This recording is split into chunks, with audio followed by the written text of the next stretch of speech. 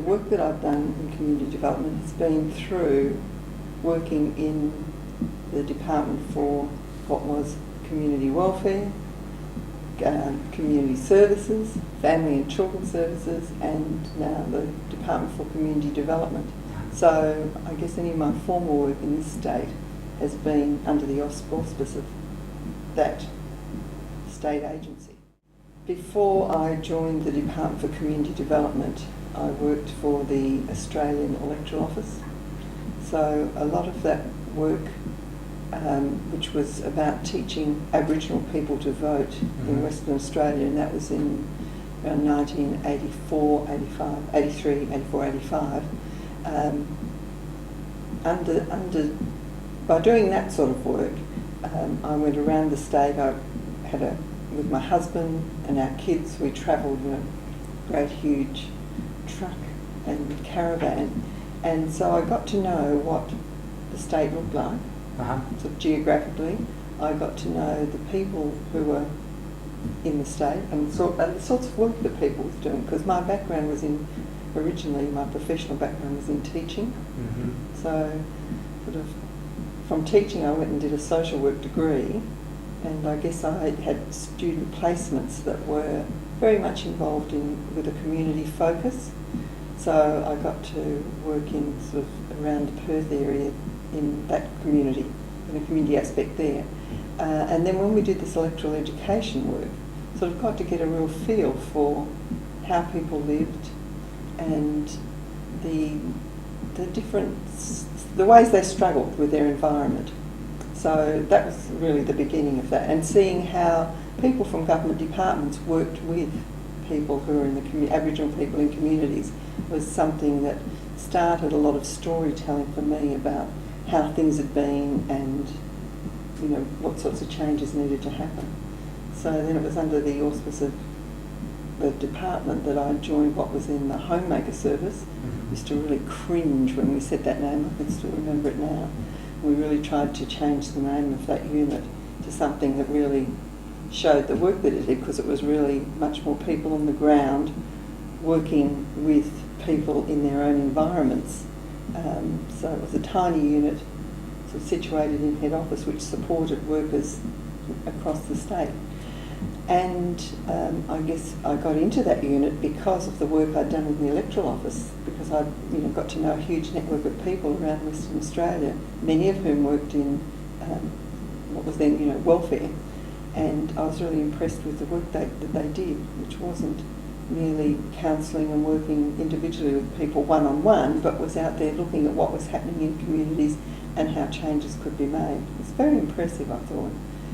And so I guess my history through this department has been in the homemaker service, what then became the family resource unit. And then when that disappeared, because these departments constantly restructure, we had a community work support service which supported all staff throughout the department. And then in between whiles I've gone away overseas or stayed home, but kept coming back to work.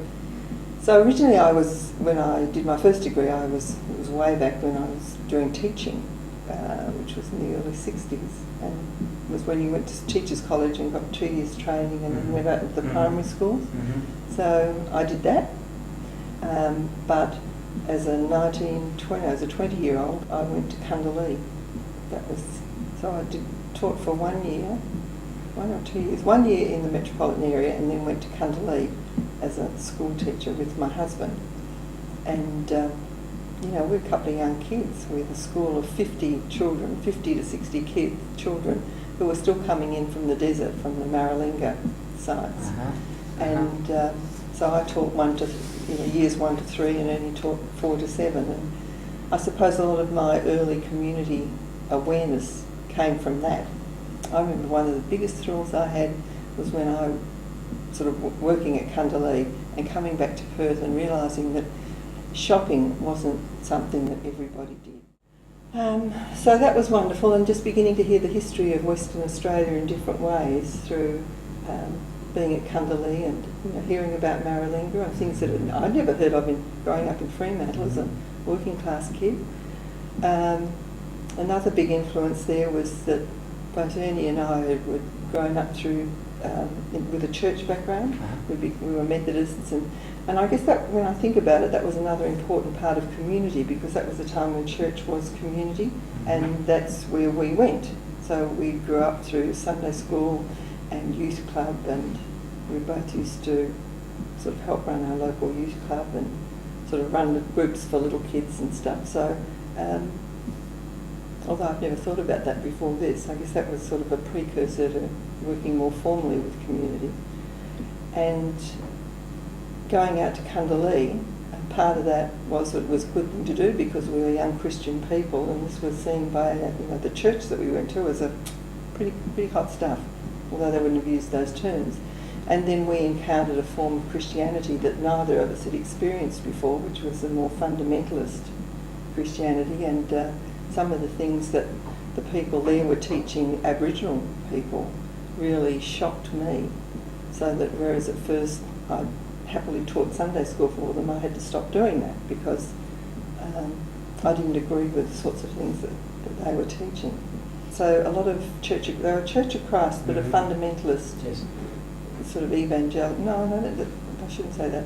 Just more fundamental in their beliefs. Sort of people shouldn't drink, they shouldn't dance, they shouldn't smoke, and so in a sense, corroborees were seen as, by some of the people there anyway. I mean, I'm not saying it's all of them. Some of the missionaries would say that corroborees were of the devil, and for me it was like, it's just dancing and it's ceremony and it's great. So, and then there was this sense that you were black with sin or white as snow, and so it was those sorts of discrepancies. And talking about white as snow in an Australian desert was bizarre. So lots of stories around that sort of influenced my thinking about and understanding that there's a lot of diversity in our state, and just being aware that these wonderful people survived and lived and were so beautiful, and here were we, coming in and impinging on their lives with all our cultural baggage. Yeah, and as far as school was concerned, I mean, the first year that Ernie and I were there got to be the 25th of April, and we had an Anzac Day ceremony, as you would in those days. This was the 60s, and well, you still do in the schools. And we had all the kids sitting out, and we raised the Australian flag, and we had the radio on, and we listened to this Anzac ceremony. And after it was over, sort of the kids went home because it was a half-day holiday. They were out in the desert, and one of the missionaries asked one of the children what we'd been having this meeting and ceremony about. And they said, "Oh, some old fellow died in Perth." So I mean, that again brought it home to me just how we've got to really think about sort of the things that we say and do, and couldn't impose this metropolitan curriculum out in an Aboriginal school in the desert. But it's still happening today, and that was mid-60s, and now we're in the 21st century, and I know it still happens. So that was an interesting learning for me, and I think that affected my life and Ernie's from then on in.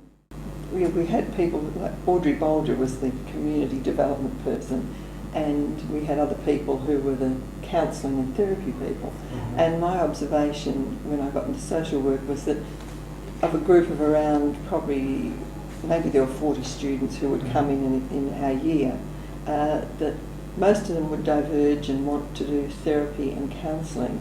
And there was a small group that the community aspect of what we were doing in social work made a lot more sense.